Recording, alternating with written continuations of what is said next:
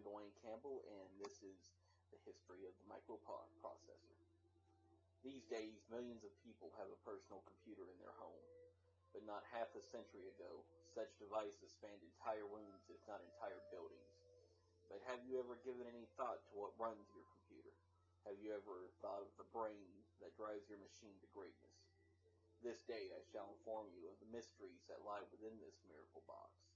I shall enthrall you with tales of microcircuit majesty. So sit back, relax, and enjoy. In the beginning, also known as 1971, there was the Intel 4004, designed originally for use in calculator. This device cost thousands of dollars. This device was paired up with a group of 4 and ran at a speed of 4 bits.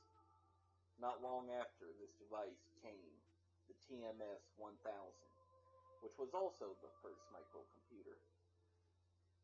This was the first single-chip processor ever created. However, Pico General Instrument gave them a run for their money. Around the same time, they were able to create a single-chip processor that also included ROM, read-only memory, RAM, random access memory, and RISC instruction set on chip, per Bell Punch Company. In 1974 came the 8008 by Intel. This was the first 8-bit microprocessor. This style of chip is still produced today.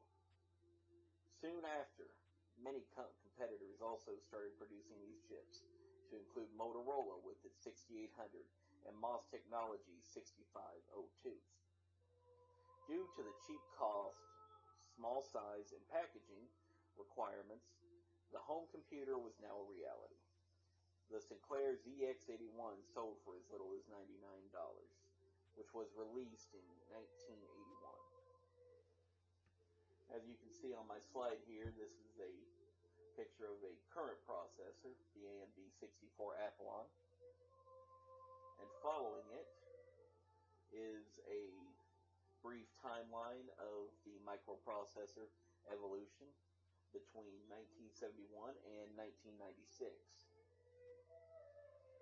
As you can see, there were multiple improvements along the line, as well as multiple items that paralleled the same product.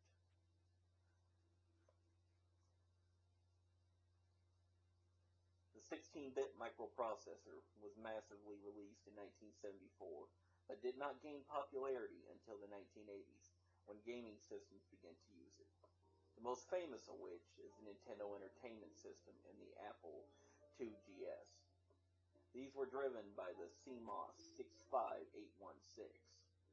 The hurrah of the 16-bit processor was short-lived, though, as the 32-bit processor began taking the lead. In 1979, the 32-bit MC68000 was introduced. While it had 32-bit registers, it still had but 16-bit internal data pass and external data bus.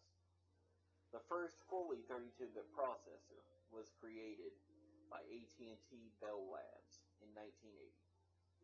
32-bit processors are still commonly used today in home PCs, but are massively faster in speed.